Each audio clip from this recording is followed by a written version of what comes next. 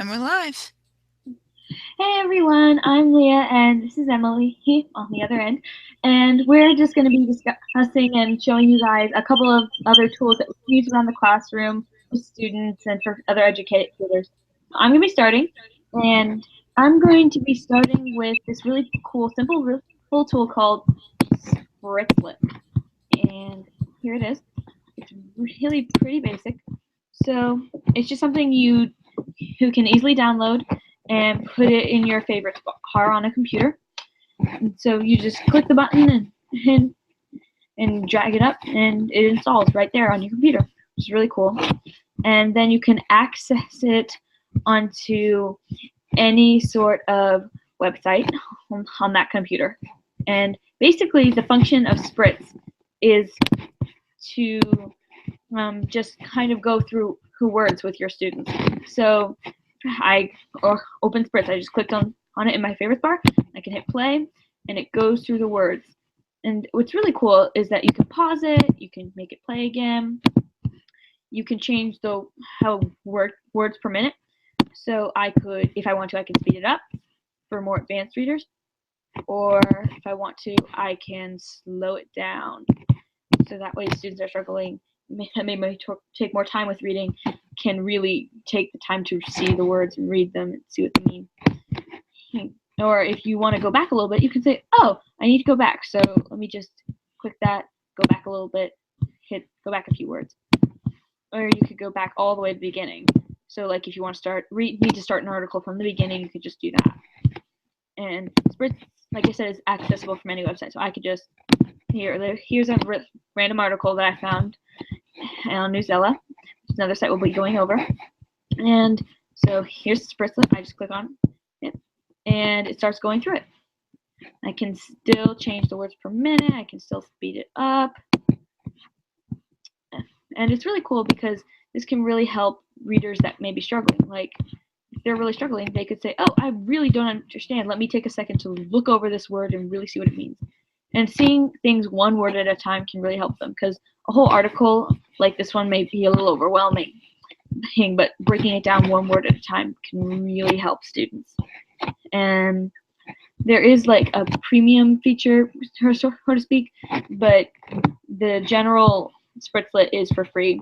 And the only thing the big thing the premium does is you can change the word count. So you can create an account and log in and go upwards all the way to 1,000 words per minute. Hit much faster. You basically have more control over the app itself. But yeah, that is basically Spritzlet. Any questions, comments? So the only thing that I see on it, it doesn't actually give a definition, which would actually make that tool a lot more usable. I mean, granted, they could probably go on Google and research it. However, I think that Spritz should probably put the definition there for students if they had, questions on what it meant. So that would be more useful. I think that's a negative of it. But other than that, it's a great tool. And you can use it on anything. So that is a great thing. Oh yeah, and I remember I looked at this tool before, and one thing I was concerned about was other languages, and it still works with Spanish, French. It works with other languages too. Wow. Okay. Really cool. Yeah. Any more questions or comments or anything? All right. Then I'm going to move on to my other tool, Newsella. Okay. So the article came from Newsella, but this in general is Newsella.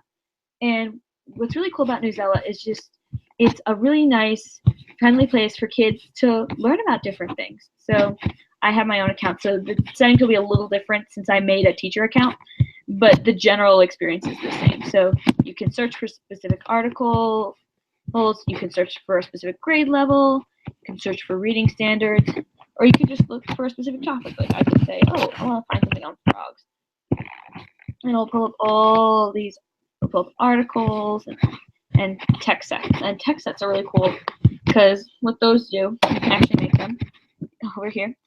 And you can make a text set, and basically all that is looking for an article. So I could click that and see. I made one as just a little brief demo. So you can create your own text set, and it's really cool because you can add articles to this text set. So if you her students happen to be doing a unit on frog, you could say, oh, frog, and then add articles on frogs, like as many as you want. So instead of like giving your kids like 10 links to 10 different articles about frogs, you could just say, oh, go to this text set on frogs and take a look at some of these. And that makes it a lot easier for students to find specific works. And Newsella is really cool. We're going to go back to the main page. And Newsella, I think is really cool because it makes it meaningful for kids. So like you can go to the articles and you can find articles that are of interest and lots of things that really appeal to kids. So you can find opinion pieces, war and peace, science, things that kids would really be interested in, like tree houses or movies. You can find things on money, law, health, arts, sports, all kinds of things. I have not loved any articles, but you can love articles, which is kind of like liking them, so that you can find them for later, find things you really, really liked. You can, and it updates the things, so you can find things on the recent election update. You can find president profiles right now, and you can find articles in Spanish too. And I went over the text sets, but this is just a basic overview. It still comes with Spanish, things that are in Spanish. You can find text sets that are specific to science, literature, social studies, things that are even specific to your state. So I could look up Maryland if we wanted to. And really cool thing for teachers is they have this little section over here with the assignments and classes. So if I wanted to, see, I have an account, so there's my name. We could look for a specific article and really make an assignment. So I could click find an article for an assignment. And we could use this one on tree houses. And so I could take this article and just totally make an assignment about it. So I could assign it to a specific class. I don't have any right now, so I can just do that one. Assign, or I could assign it to a text set, and I can hide it from specific classes. That kind of thing. And then I can make an assignment around it, and maybe make like a little quiz about it to see what kids know and what they don't know. Now, access to the students' results to these kind of quizzes requires the the pro version, but the free version gets you so much that it isn't really necessary to use this, but it is available if you so choose. That is most of Newsella. It's a really cool tool. I really like it. A lot of fun, and really great way for kids to find things and just to get a better look at an actual article. Like here's an article, I used it for Spritz, and I could like it, I could print it for students, I can share it on Facebook, Twitter, I could send it an email, and what's really cool is I can change size, I believe. It even tells you like the grade level. Oh, this is meant for 5th graders, and here's how many words there are. Or I can make the article a different reading levels, which is amazing because if you have students that are lower reading level, you can change it. Like some not happy with how it looks in a new Disney movie. It's a lot easier to read than is Disney's portrayal of a Polynesian demigod culturally insensitive. And that makes it a lot easier for students because you could have some kids that are more advanced and need something more challenging, but you may also have some lower skill readers that need something that's a little more basic. And that way they're all getting the same information, but everyone is still reading the same article. And that is basically Newsella. So what if they're in basically like an in-between grade level and they're reading and they don't understand some of the words? Couldn't they just use Spritz for that as well? That was only the concern with the article if they did, because that is really cool that you can change it. However, what if they can't read at some of those levels? Mm-hmm. Well, they offer a variety of levels. Like I only went through like the highest one and the medium one and the lowest one, but there's like 6 levels depending on the article. Okay. So that way you have a lot of more options. So it's not just hard, medium, and low. Okay. A little flexibility there. Okay. All right, that's all I have. Well, what do you have for us, Emily? Okay, so the first tool we're going to go over is RazKids. So in this article, let's go look at this tool.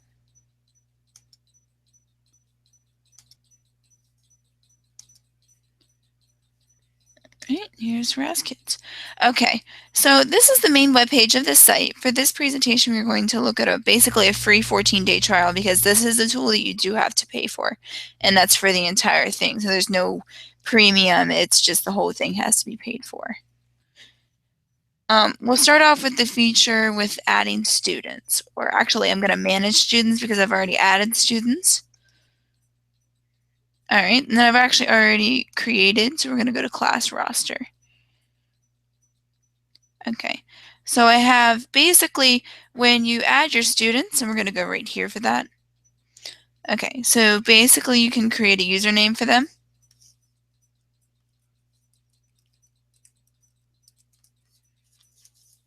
So we're just going to say Powerpuff Girl 2800. We're going to make this Anna, and then just going to say Austin. And then that's just basically how you add and you save. You'll save it. And then it'll add it right to the roster of your students. And another way of doing this is basically it'll show your password. It doesn't have to have one, but we'll show a different area for that in a second.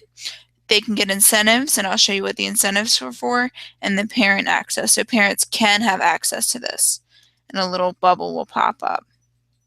And I'll show you how to get that in just a moment. And then we'll talk about the Raz Rocket and the Robot Builder, which is how you get the incentive points. Okay, and this is just the same exact thing for the Raz kids. All right, so we're going to go back.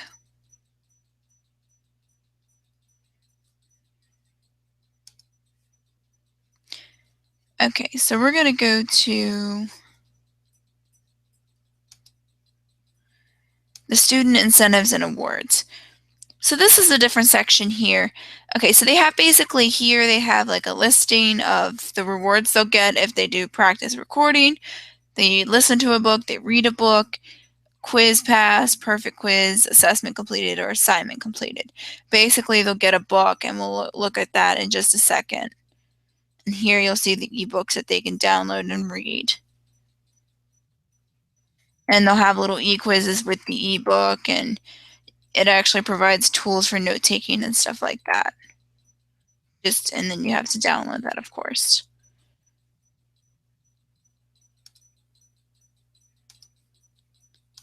All right.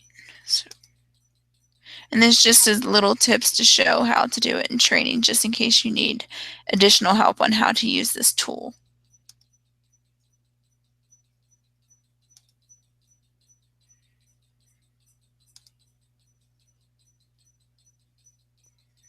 All right. Give me just a second.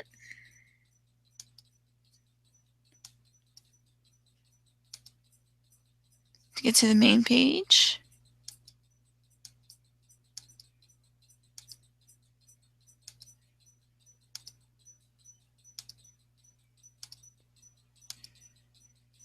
Okay, here we go. Okay, so these are different recommended books that they show on the main page, and that they actually show the different levels of reading depending on what your student is assigned at. And now we're going to go to Manage Students. Okay, so we're going to go to Assignments. Okay, so here is where, this is where you see the level. So you see A through Z, depending on the level that they're at. So we're just going to say AA at this point, and all of them are listed at AA. So we're going to create custom assignment, and we're just going to name this How are you?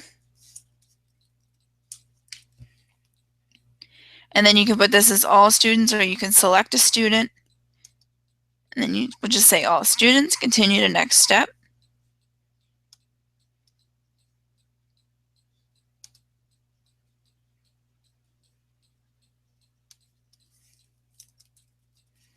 Just name this hello. Okay. Okay, so it shows you a different variety of books based on the level. So if we looked at A, B, or even Z,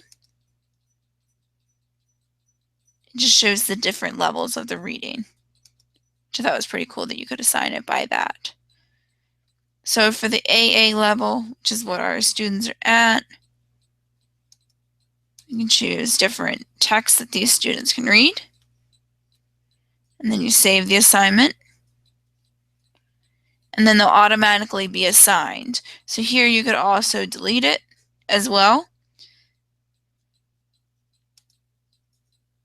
And then here's the different, you could do at all students or all students at level AA.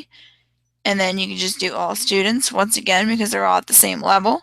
And then you just choose one of these. And this is just a test to show where they're at in a point in time. Then you assign it again. And the students will get like a username and a password to go into this and show.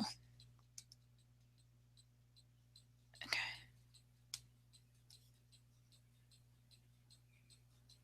So that'll be their username. So now we're going to go to reports.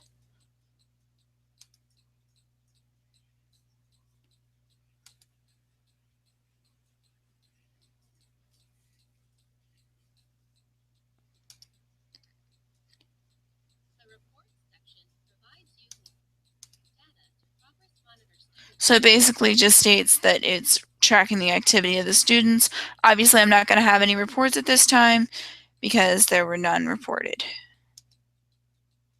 And then the same thing here. We don't know because none have been taken yet.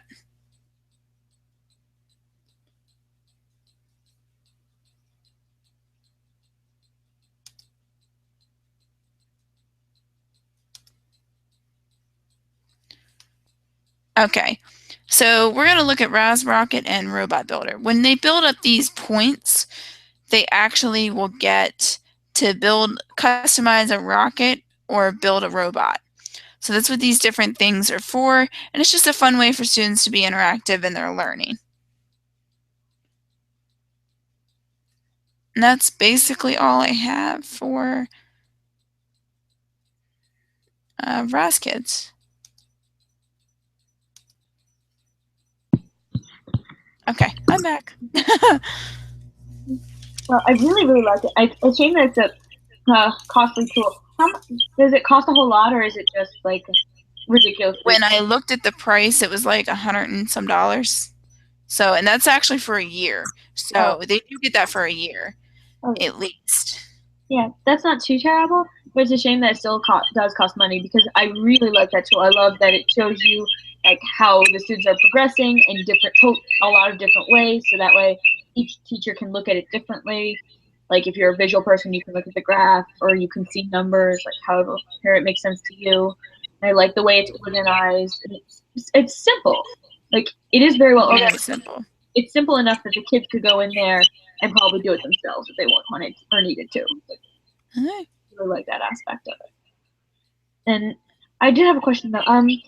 I noticed like it came up with a number of options, but like, does it come up with like literature or is it just like random like reading books? It's random reading books. It depends upon the level that the students are at. So, yep. So the kids couldn't like search for like books like Where the Wild Things Are and like this specific chapter book kind of thing. No, because it's assigned by the teacher. Oh. Yep. But even the teacher, would we have that stuff available to us, or is it just like reading books for like learning how to read material?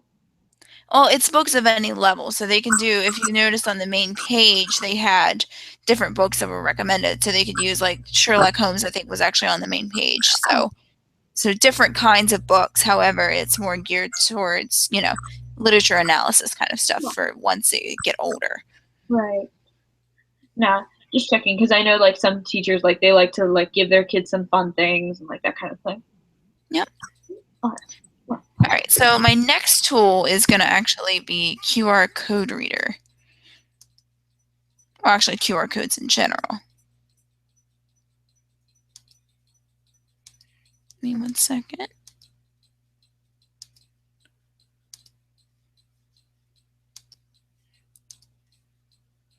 Okay, so this is basically the QR droid zapper. Basically, from this point, you could enter in a website, you can enter in a text message, or just text in general, and you can generate it into a QR code. So we're just going to do the URL at first, just to show you. So we're going to enter in, we'll just enter in YouTube. That's what I have up. So you just copy the URL, paste it in,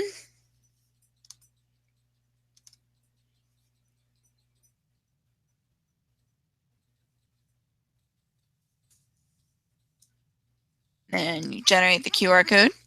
And then it'll show here right at the bottom. Basically, you can use this tool to put in, if you wanted to send letters at home, like a brochure, you could do it that way. And you can copy and paste the image in.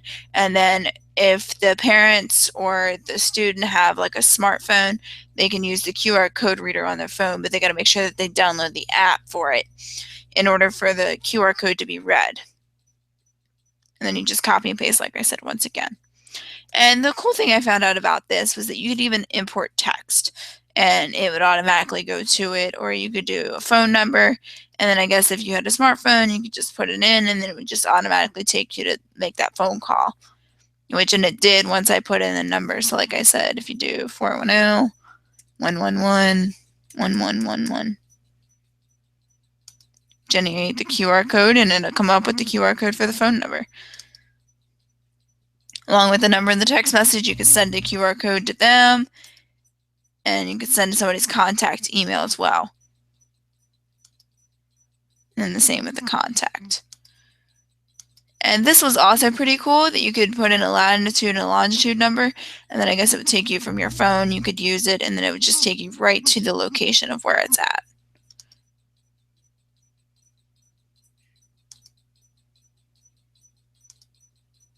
And that is basically the QR code. oh yeah, QR codes are really cool. They're kind of old hat at this point, but they are still really cool. Like I've actually seen them used around the classroom in a placement this past year. I had a teacher who was very low key. She didn't like to put in tons of work that students just didn't have to, which really spoke volumes to me that she took the time to make these QR codes. But knowing her, I knew she wouldn't do something if it wasn't like an exponential amount of effort for her. So Okay. it was a math lesson. We made QR codes. The kids went around their iPads, and each pair of students went around, used the QR code, scanned it on their iPads, and then did the whatever math problem was presented to them. And Okay. it's a really cool way to get them to move around the room and be a little more interactive than you usually would. And the And cool thing about it as well is you can use any device, not just a smartphone. You could use a tablet that had the QR code reader. But I mean, you also have to use internet, so that's the negative about it as well. So, oh yeah, well, like this specific school had tablets, specifically iPads that they were using, but not all schools have those, and not all schools have the internet readily available to their students. okay. But it is a really cool idea. And I love the whole contact technology. Like I didn't know you could even do that with a QR code. Neither did I until I found out today. So it was new for me as well. All right. Any more comments or questions? No. All right. Okay, so I have one left, and it's the 10 marks. So I'm going to get to that. Okay.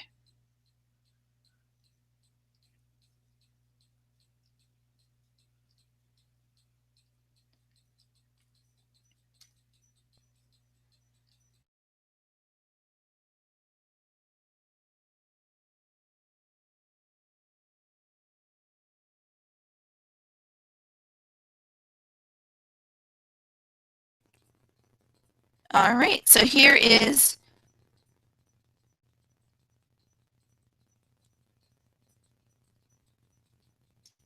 okay. So here is the 10 marks. Basically, it's a math tool that you can use in order to go into with the Common Core standards, which I found quite interesting, and it keeps you on track. So I've actually already made a class, and I'm doing grade 5. Actually, we'll just create another class just to show you what to do. So we'll do grade 5, and we'll do operations. So we'll just do period 1. We'll just name a couple students.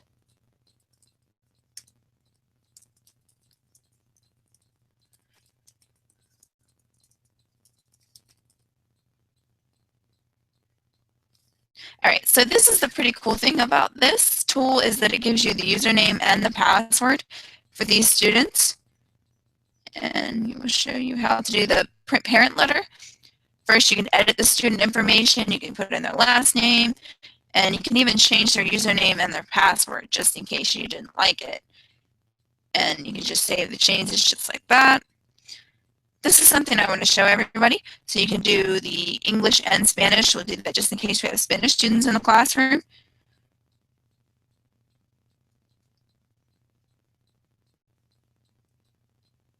All right, so we're just going to show that.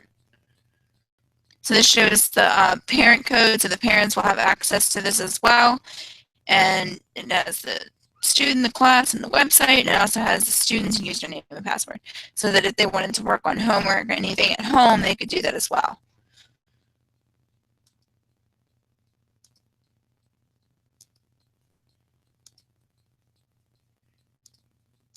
Okay. Then you can do download multiples as well. Okay, so now we're going to go to work. Okay, so you can create an assignment.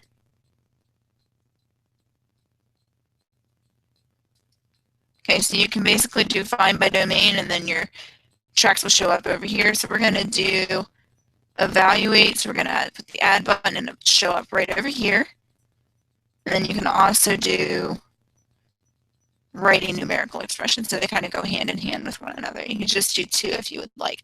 So you just X out of that. You could do how many ever problems, you do 10 or 20. So we'll just do 10 per track, so we'll have 20 questions total. And then you can change the due date, and you can put yes or no for that part. And then you can preview the questions. So it shows here. So we press create, and then it'll come available to the class for both. So we're going to go into curriculum now. Okay, so here we've already got 2 assigned, so we'll just assign it, assign now, and it's the same thing. It'll be doing 7 days. It's going to be done. Assign now. We'll do it in 7 days once again. So we can add additional content. So we'll go into algebra and operations. So we'll do evaluate numerical expressions, and we'll do that. Just do assign now. So they'll have 2 additional ones due within 7 days. So that's basically how that works. And then this is new unit. You can name the unit here. Okay, assessments basically on this, you can do tests, however, it's something you have to pay for. Okay, individual work. So obviously this just shows all the work that they have assigned, and that's pretty much it for that part. They're not going to show any additions or reports, and we'll get to the reports in just a second.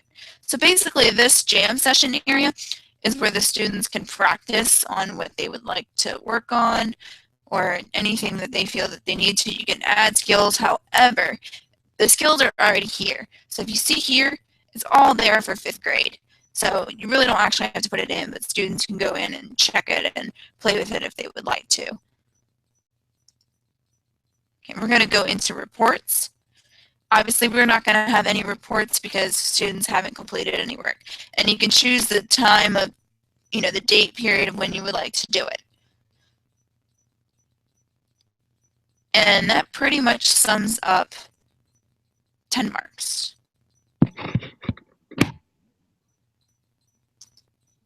Okay. Any comments or questions?